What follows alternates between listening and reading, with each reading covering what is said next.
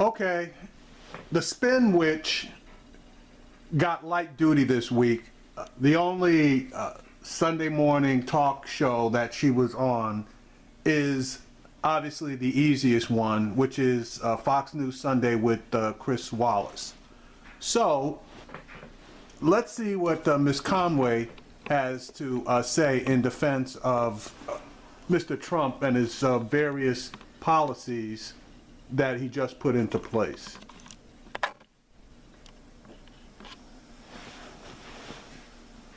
Discuss what the president's done and where he's headed. We're joined now by Kellyanne Conway, counselor to the president.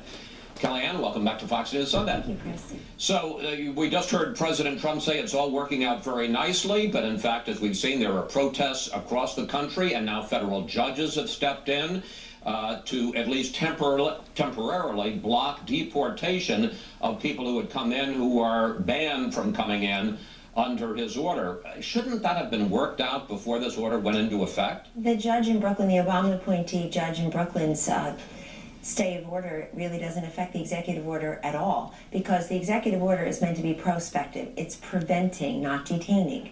And so you're talking about 325,000 people from overseas came into this country just yesterday through our airports. It's 325,000. You're talking about 300 and some who have been detained or are prevented from gaining access to an aircraft in their home countries and must stay for now. That's 1%. And I think in terms of the upside being greater protection of our borders, of our people, it's a small price to pay. I am told by the officials that anyone has been detained, if there's no further threat, if they're not dangerous to this country, they can expect to be released in due course, as most of them have already. All right, just so that you're aware, there were 173 people that were denied access to planes to come to this country, and they had the legal right to do so, i.e. U.S. issued a visa. So I guess she feels like the rights of those people really didn't matter. But anyway, let's continue. But so the ones that are here will be allowed, if they're vetted, to stay. You're talking about the people who came on aircraft? Yes. Yes, if they're vetted. It's a routine screening process that they'll go through. If they are not dangerous, if they're not a threat, then they will be disposed of in a case-by-case. Their situations will be handled on a case-by-case basis. All right, and just so you know what a routine screening is, you're asked questions. And one of the questions in the routine screening is, what do you think about Donald Trump? Now, the majority of these people that went through this quote-unquote routine screening were in quote-unquote custody for a minimum of 6 hours, and in some cases 12 hours. And as of today, there are still people who flew into the country yesterday that are still quote-unquote in custody. You know, I was stopped many times, weren't you? After 9/11, I didn't resemble or share a name with or be part of any kind of terrorist conspiracy, but... And I absolutely don't believe that. And I can tell you for a fact, after 9/11, I flew extensively. I was probably on a plane at least once every other month going somewhere. And I was never stopped. And I did leave the country on several occasions and returned without any questions whatsoever.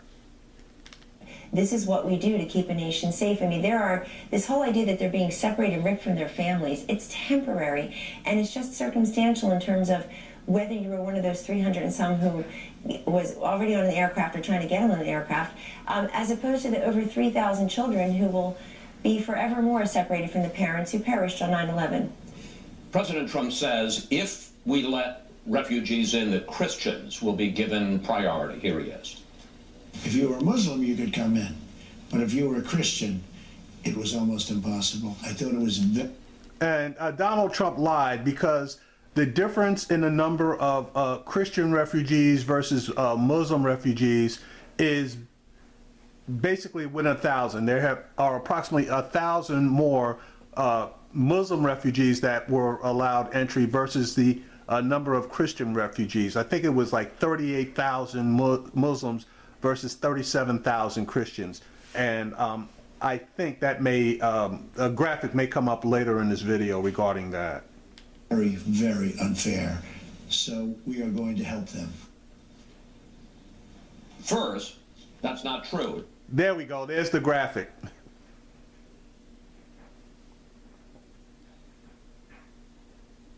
And it's not true.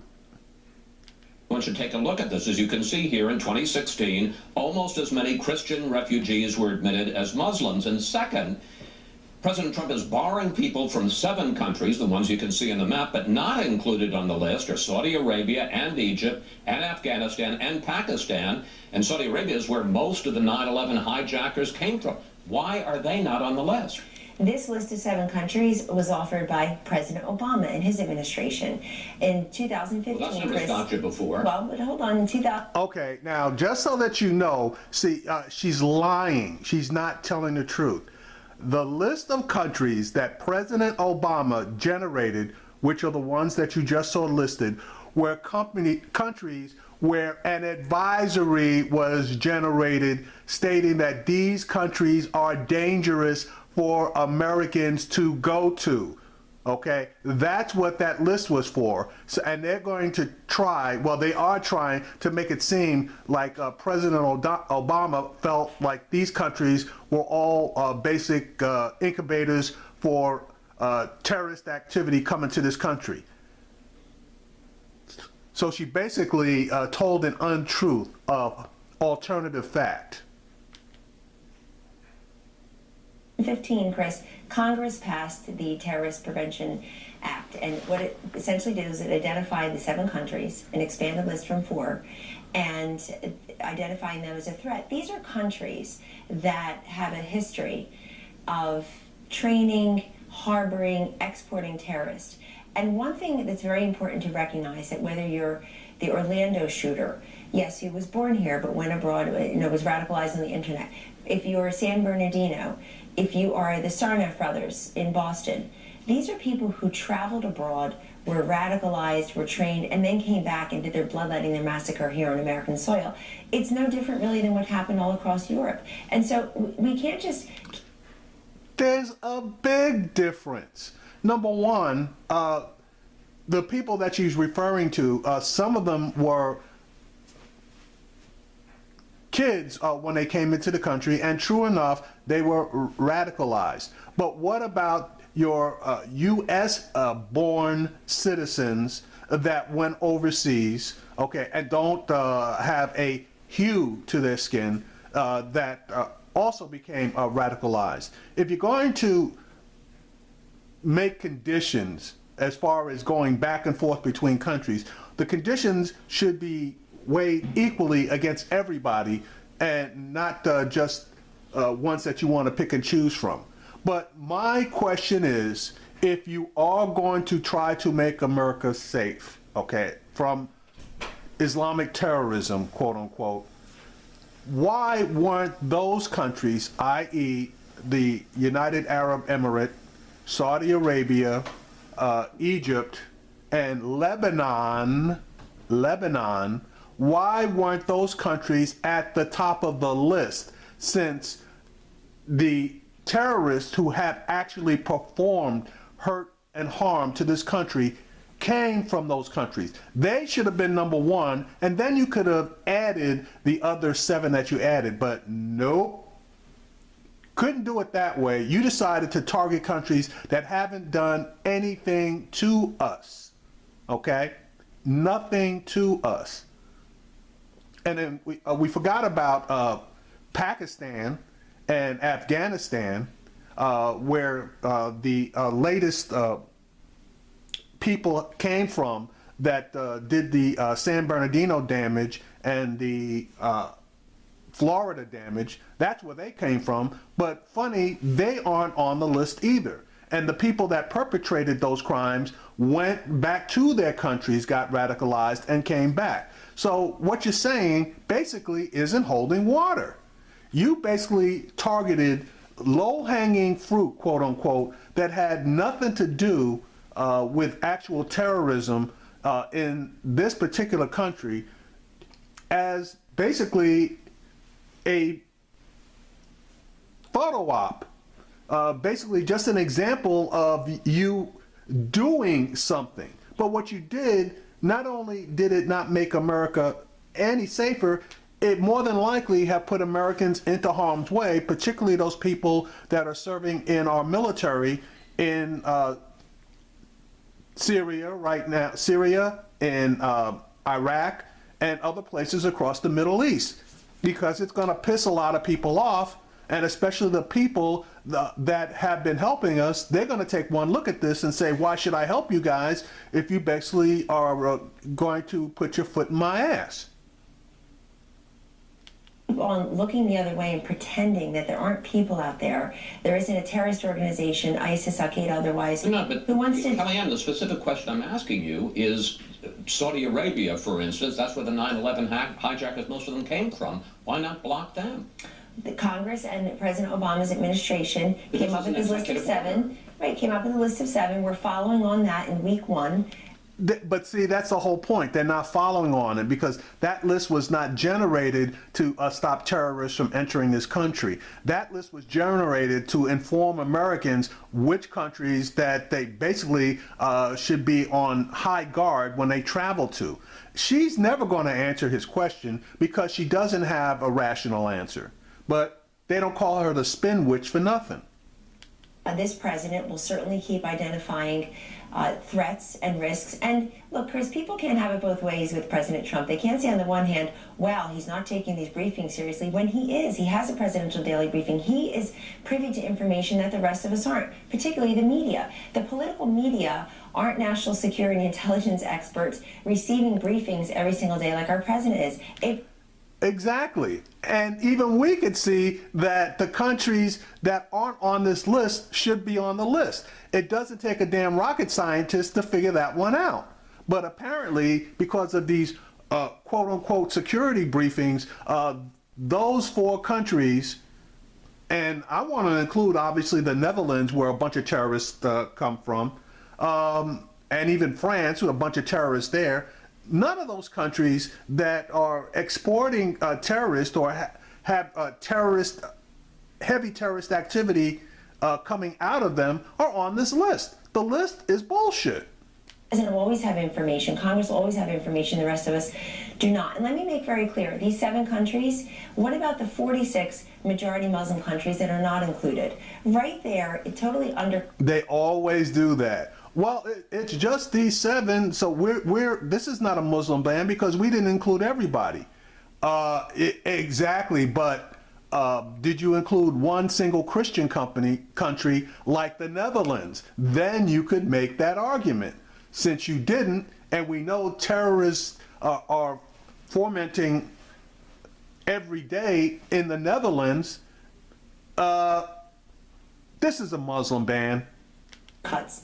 This nonsense that this is a Muslim ban. This is a ban on travel, prospective travel from countries trying to prevent terrorists in this country, from countries that have a recent history of training and exporting and harboring terrorists.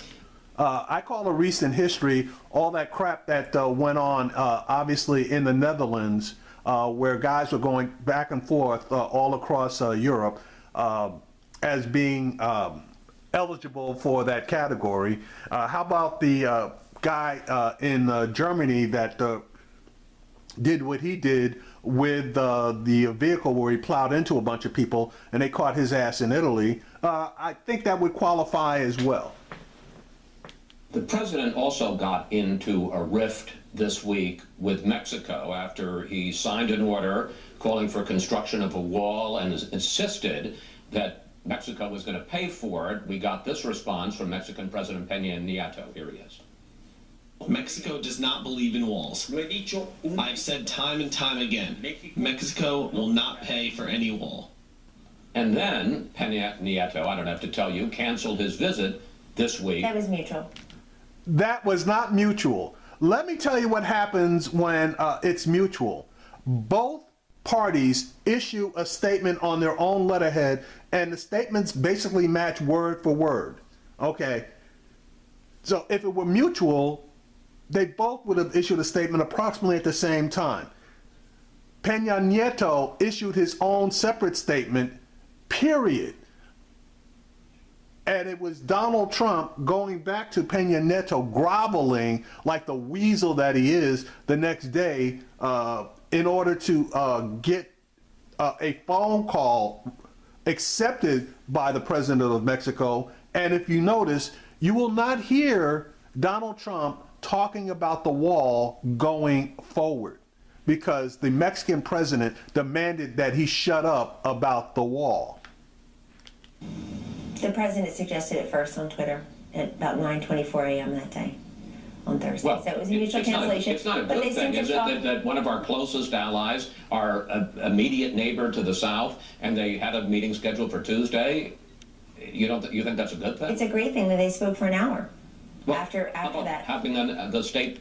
It was a bad thing that the meeting was canceled. See, there is the spin witch at it again. She is going to spin everything that she can when Donald Trump basically got his ass handed to him.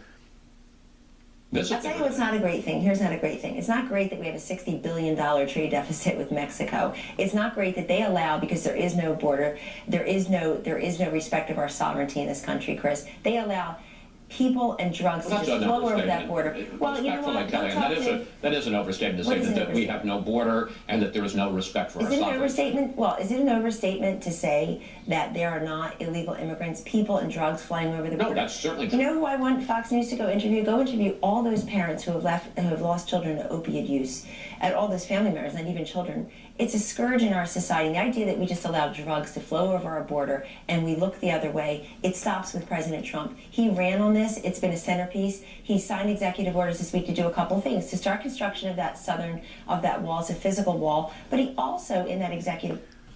Let me say this. He could sign every executive order that he wants.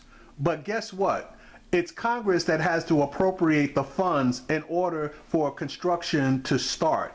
So he could say that the sky is purple, but unless Congress drafts legislation indicating that the sky is purple, the sky ain't purple. So all of these executive orders, for the most part, that he signed, basically they are just photo ops for him to throw out his chest and say how big and bad he is and how he's keeping his promise. But he's not actually keeping the promise until there is actual action, okay, on the things that he's attempting to do, i.e., until the funds are allocated to begin construction on whatever they're going to construct at that southern border, which the people on the southern border do not want done. Everything that he's saying is basically marketing bullshit. And we all know that Donald Trump is a master marketer. Chris, he has expanded the resources and tools that he will give our brave men and women in law enforcement and our border agents. They simply can't do their jobs. You have to expand the physical space for detaining and stop this nonsense. You're answering the question I'm not asking. The question is... Yeah, Chris Carter, you're answering a question that I'm not asking.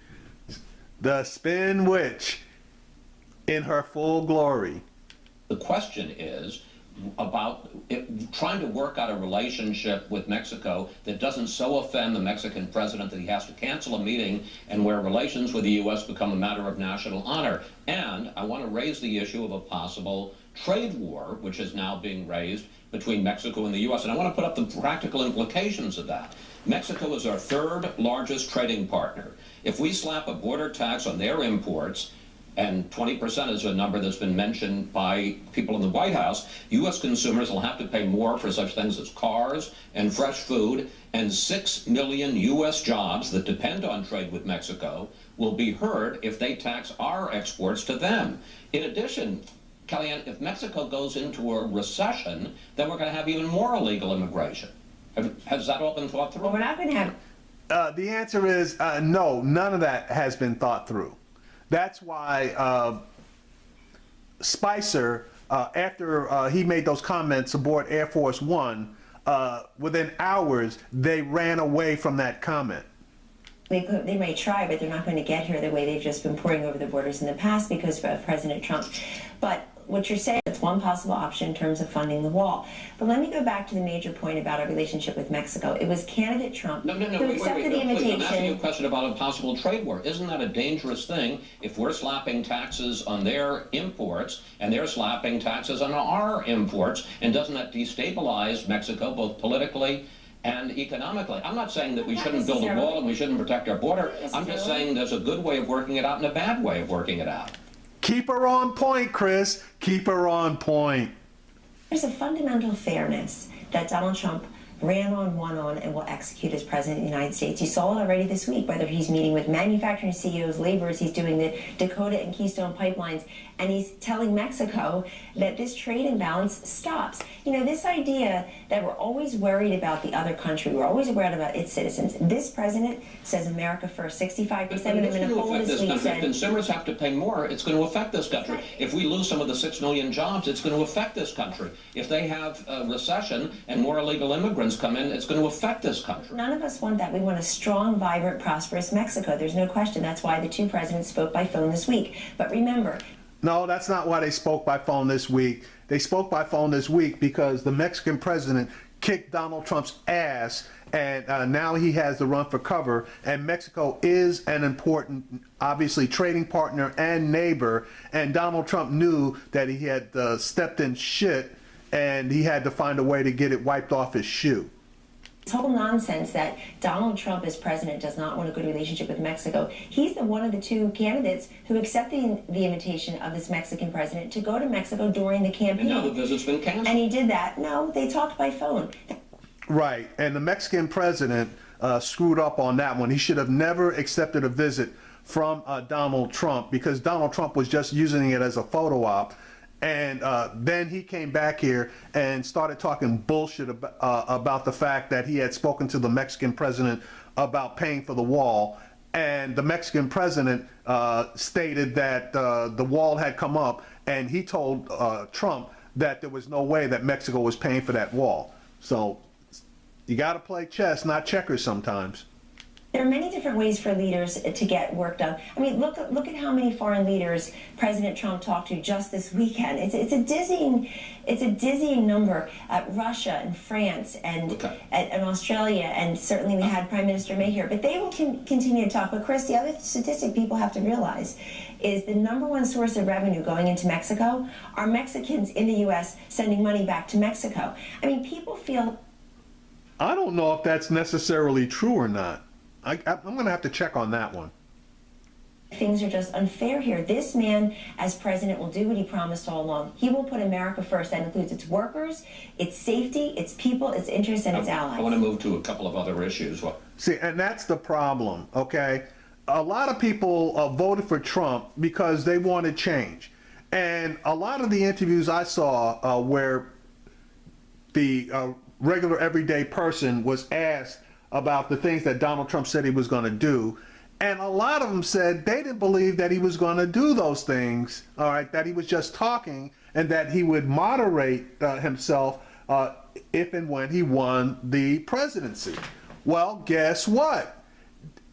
Donald Trump wasn't kidding, and people, you are now getting what you voted for. We have the time. President Trump says that he will announce his Supreme Court nominee this week. Yes. Can you guarantee that his nominee will favor overturning Roe v. Wade?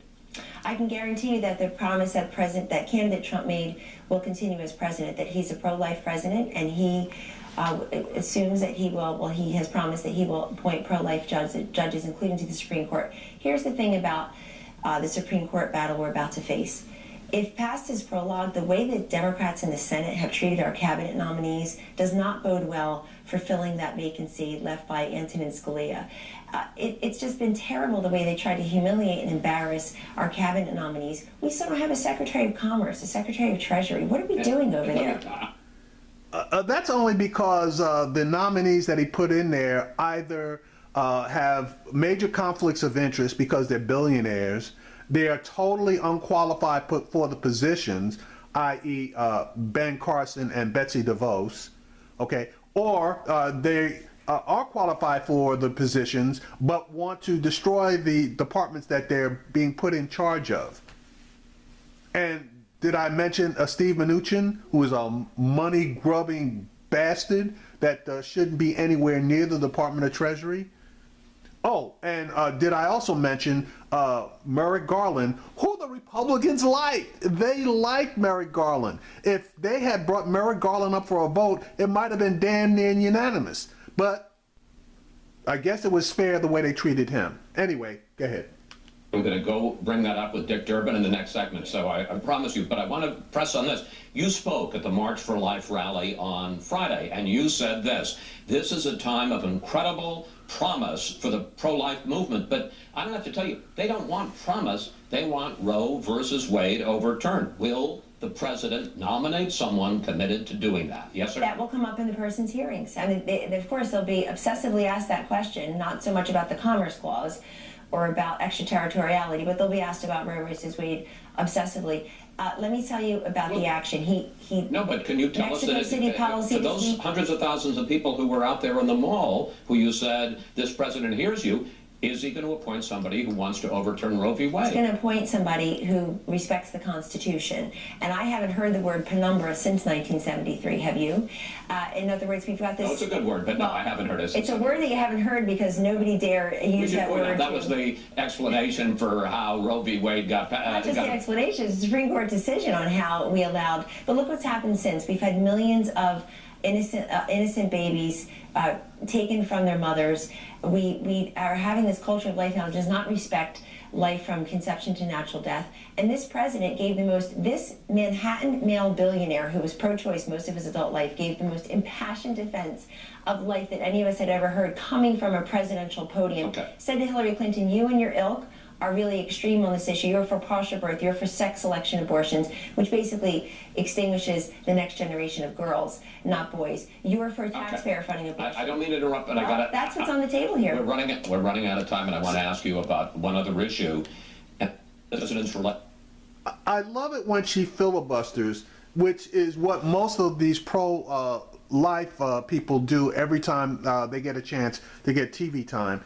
And she gets a lot of TV time. So it's a woman's choice what to do.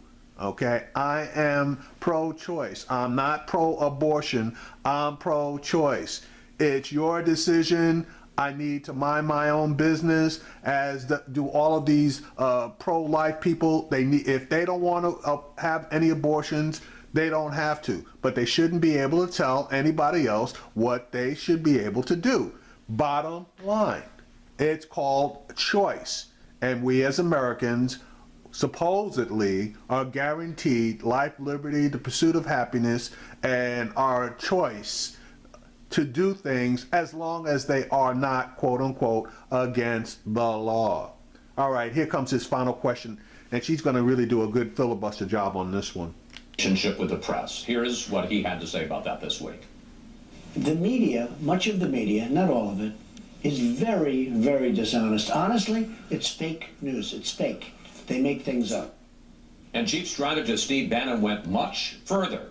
Quote, the media should be embarrassed and humiliated and keep its mouth shut and just listen for a while. But Bannon wasn't finished. The media has zero integrity, zero intelligence, and no hard work. You're the opposition party, not the Democratic Party. You're the opposition party.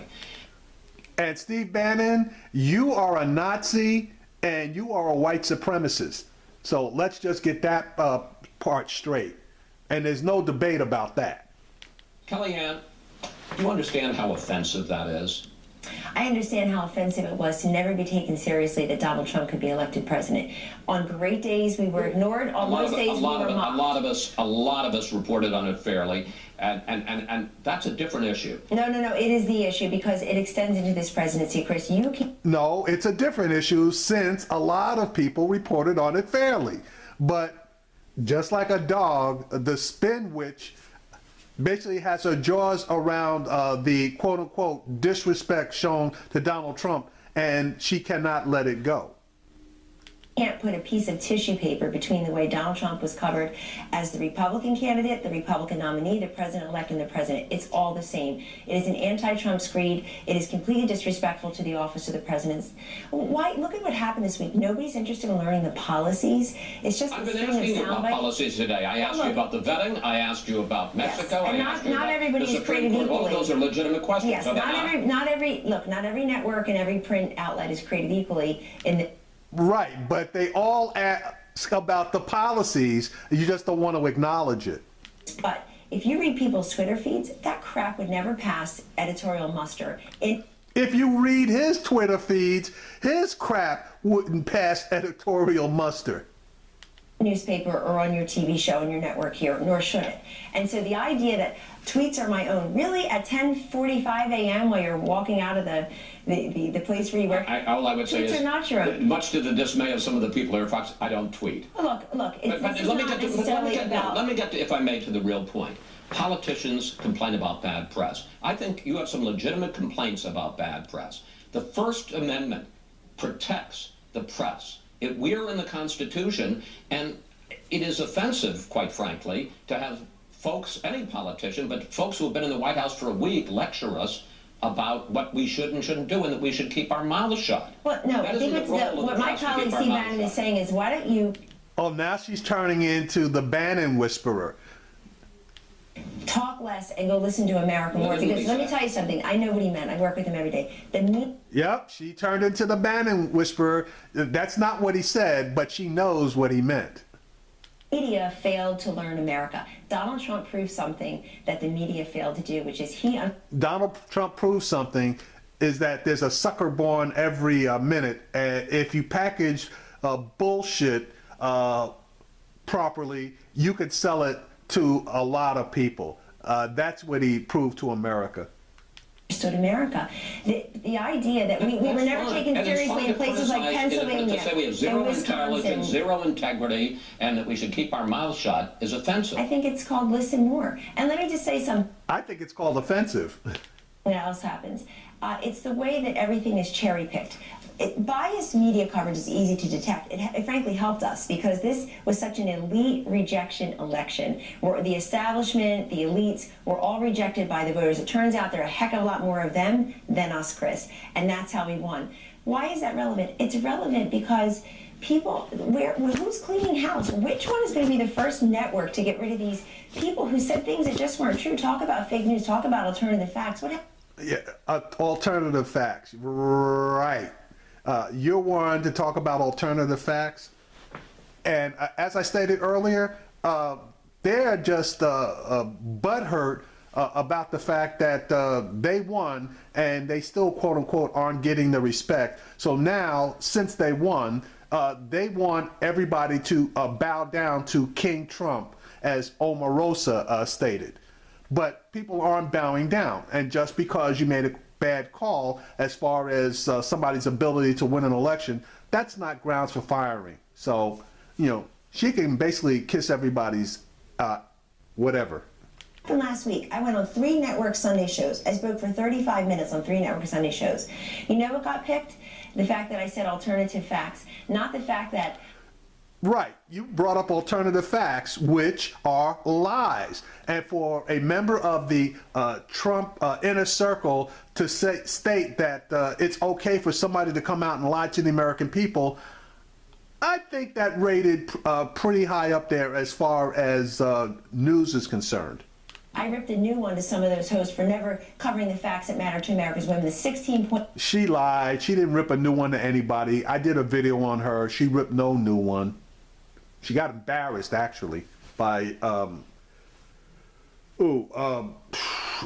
I'm drawing a blank, Chuck Todd. She got embarrassed by Chuck Todd with that alternate facts bullshit, and every other network ran that clip. So as far as her cutting somebody a new one, nah, she didn't do it.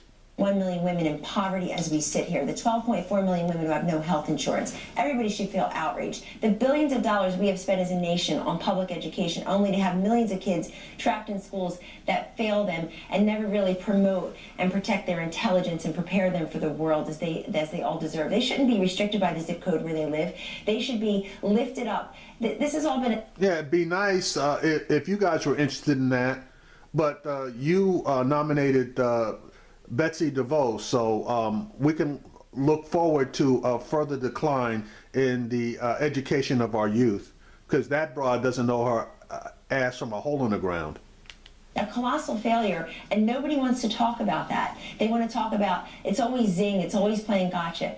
There's no question that when you look at the contributions made by the media, money contributions, they went to Hillary Clinton. We have all the headlines. People should feel embarrassed. Not one network person has been let go. Not one silly political analyst and pundit who talked smack all day long about Donald Trump has been let go. They're on panels every Sunday. They're on cable news every day. Who is the first editorial writer? Where's the first blogger that will be let go that embarrassed his or her outlets? We know all their names. I'm too polite to call them out by name, but they know who they are, and they're all wondering why I'd be the first to go. The election was 3 months ago. None of them have been let go. If this were a real business, if the mainstream media were a thriving private sector business that actually turned a profit, which is not true of many of our newspapers, Chris, 20% of the people would be gone. They embarrassed. They failed to protect their shareholders and their board members and their colleagues. And yet we deal with them every single day. We turn the other cheek. If you're part of Team Trump, you walk around with these gaping, seeping wounds every single day. And that's fine. I believe in a full and fair press. I'm here every Sunday morning. I haven't slept in months. I believe in a full and fair press. But with a free press comes responsibility. And the responsibility is to get the story right. Biased coverage, easy to detect. Incomplete coverage, impossible to detect. That's my major grievance, is that the media they're not giving us complete coverage. President Trump has signed all these executive orders this week. He's met with these heads of state. He's done so many things to stimulate the economy, to boost wages, to create jobs. Where's the coverage? They covered all of that, Ms. Conway. I'm sorry, Spin Witch. But unfortunately, you must have missed it.